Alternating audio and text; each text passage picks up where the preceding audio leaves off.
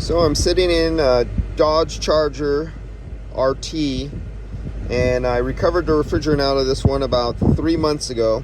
Yeah, almost exactly 3 months ago. It's been 6 months in the shop. Hard time getting parts, and it's just going to get delivered back. So at idle, and as you can see, we're sitting in the shop. Very tinted windows, so there's no sun load on the car, and you can watch the dash temperature. Here's where I have the temperature probe. Temperature probe goes a good 12 inches all the way down in the dash, so you get a very correct reading.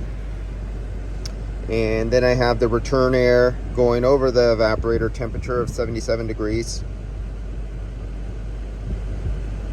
And then let's come up here, sitting here at idle. There's our refrigerant temperature of the liquid line.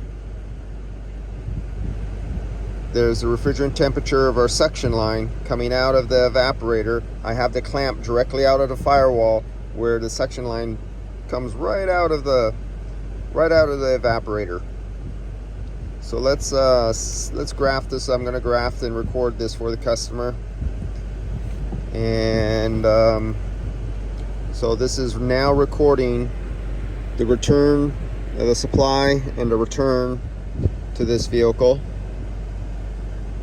And this is a variable displacement compressor, so let's give this a few RPMs here. We're sitting at about 750 RPMs.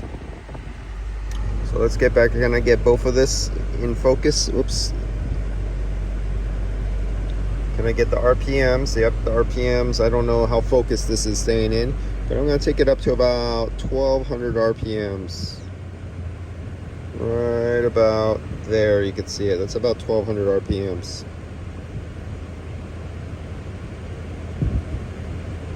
And you can see the high side jumped for just a second, and then the variable displacement compressor took over and say, that is not where I want it to work most efficiently to get cold. So the variable displacement compressor looked at all the sensors, and it says, that's not where I want it, it's too much. So let's throw a signal back to DCM to command, throw a signal to the compressor actuator valve to open up, bleed off some of the pressure, to take that swash plate from swinging so much to make it more minimum, and it brought the pressure down. So no matter, you keep on pumping in refrigerant because you're trying to achieve a certain pressure, because you were taught that the outdoor ambient temperature on your condenser is supposed to be a certain pressure. This is what happens when you learn about pressures. In this case, with a variable displacement compressor, which on the majority of vehicles now, it doesn't work like that. And as you can see, I've had a lot of guys say, oh, just put the RPMs up on the motor and it'll make the suction line come down more and you can squirt more refrigerant. Well, as you see, the suction line, I went from 750 RPMs up to about 1250 RPMs, and our suction line didn't do anything. I just kicked it up another 200 RPMs, and you can see it surged there for a second. And now the fan must have kicked out because it's allowing that to go up, and there it goes, it's going back down. So let's go back to, are we still tracking there? We're data logging our temperature. Let's see, our lowest point looks like it was right there, 39.4 degrees. So remember, I was over here at idle before I put the idle up. Right here was idle, 39.4 degrees. Then I just hit the throttle right here, and the idle surged up, the high side pressure went up, the low side I think moved just a little bit. But what did you see is that the temperature actually went up when the RPMs on the compressor went up.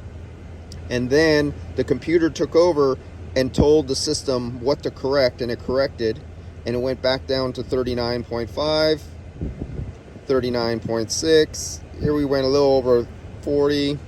You see that? It just stays rock solid. And you can see our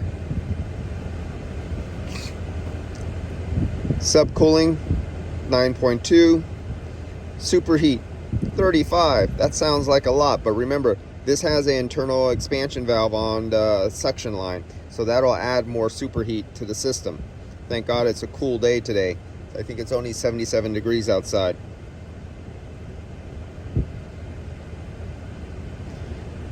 And then you would make a report, create a report, let's say create, and this is what you'll get. When you get the field piece and all the sensors, the Bluetooth monitor, here's the report it creates.